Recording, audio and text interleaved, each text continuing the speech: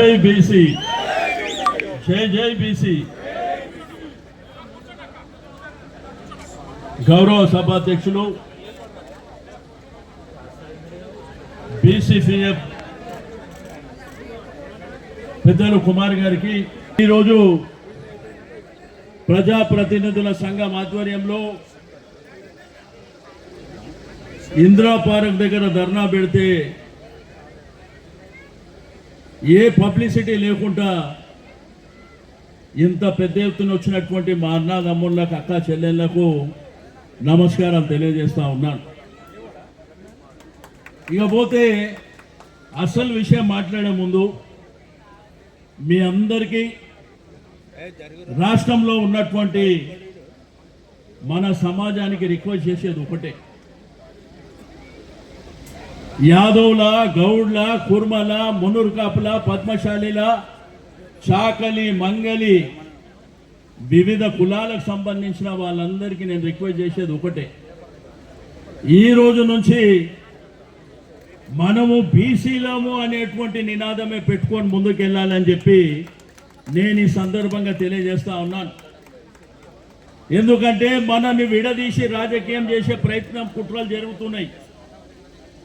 మన సమాజంలో కూడా నీది ఈ కులము ఆ కులం అని, కానీ మనమందరము ఒకటే బీసీ కులం అనే నినాదంతో వీళ్లకు మన సత్తా ఏందో చూపించబోతున్నామని చెప్పి నేను ఈ సందర్భంగా తెలియజేస్తా ఉన్నాను. తెలంగాణ ఉద్యమాన్ని నడిపించింది ఈ యొక్క బడుగు బలహీన వర్గాలే కదా. ఈరోజు 100% ఉంది ఎస్సీ, బీసీ, మైనారిటీలే కదా. ఈ తెలంగాణ సమాజంలో బిడ్డ జాగ్రత్తగా ఉండకపోతే భూకంపం వస్తుంది, గుర్తుపెట్టుకోండి. ఈ బీసీ బిడ్డలు తలుచుకుంటే రాష్ట్రంలో భూకంపం వస్తుంది, గుర్తుపెట్టుకోవాలి. ఎందుకంటే మోసపూరితమైనటువంటి వాగ్దానాలు ఎవడు చేయమన్నారు మీకు? కామారెడ్డి డిక్లరేషన్ ఎవడు చేయమని చెప్పింది నీకు? ఆ రోజు మా బీసీ బిడ్డలు అడిగినరు, ఇది మోసం చేయడానికి కాదా అంటే, మాకు 125 సంవత్సరాల చరిత్ర ఉంది.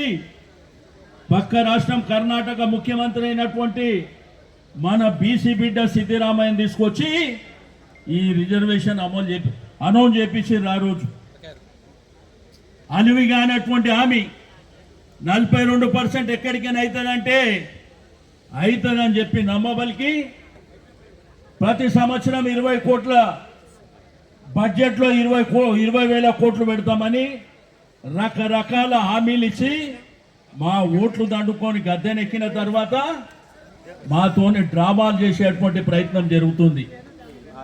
నిండు శాసనసభలో తీర్మానం పెట్టినప్పుడు, శాసనసభలో కుల గణన మీద తీర్మానం పెట్టినప్పుడు నేను ఆ రోజు ఒకటే చెప్పిన. ఆ రోజు ఎన్టీ రామారావు గారు తీర్మానం చేసిండ్రు, రాజశేఖర్ రెడ్డి గారు తీర్మానం చేసిండ్రు, చంద్రబాబు నాయుడు గారు తీర్మానం చేసిండ్రు, కేసీఆర్ గారు కూడా తీర్మానం చేసి పంపించిండ్రు.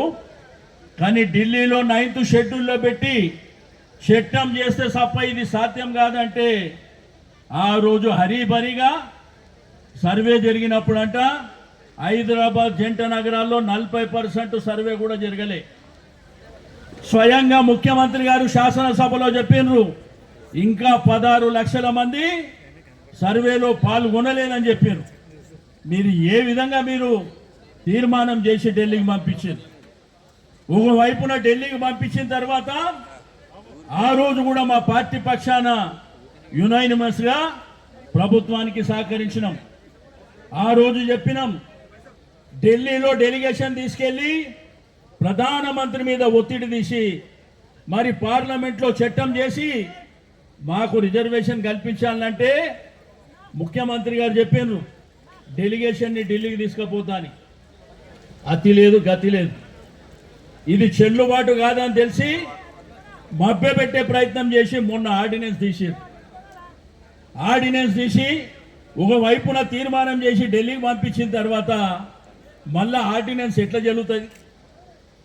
ఇది గతంలో తమిళనాడులో మరి తీర్మానం చేసినా కోట్లు కొట్టేసినాయి, మహారాష్ట్రలో చేసినా కొట్టేసినాయి, బీహార్లో చేసినా, ఒడిశాలో చేసినా ప్రతి రాష్ట్రంలో కూడా ఇది చెల్లుబాటు కాదు, దీనికి చట్టబద్ధత ఉండదు, దీనికి 9th షెడ్యూల్లో పెట్టి మరి పార్లమెంట్లో చట్టం చేస్తే తప్ప మనకు రిజర్వేషన్ రాదు అని స్పష్టంగా కోర్టులు చెప్తున్నాయి.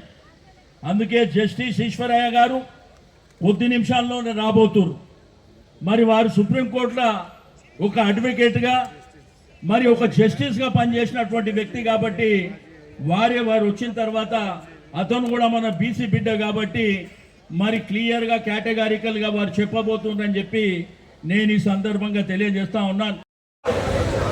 ప్రెసిడెంట్ ఎమ్మెల్యేలు, మాజీ ఎంపీలు, ప్రెసిడెంట్ ఎంపీలు, రాష్ట్ర కార్పొరేషన్ చైర్మన్లు, తర్వాత కుల సంఘాల లిస్టు చూసి పిలుస్తాం. దయచేసి అర్థం చేసుకోండి, మిగతా వాళ్ళు దిగాలమ్మా. మాజీ బీసీ కమిషన్ సభ్యులు, నీవు అట్లే ఉండు, చేయకండి మా ప్రోగ్రామ్ని. దిగండి అమ్మ, దిగండి.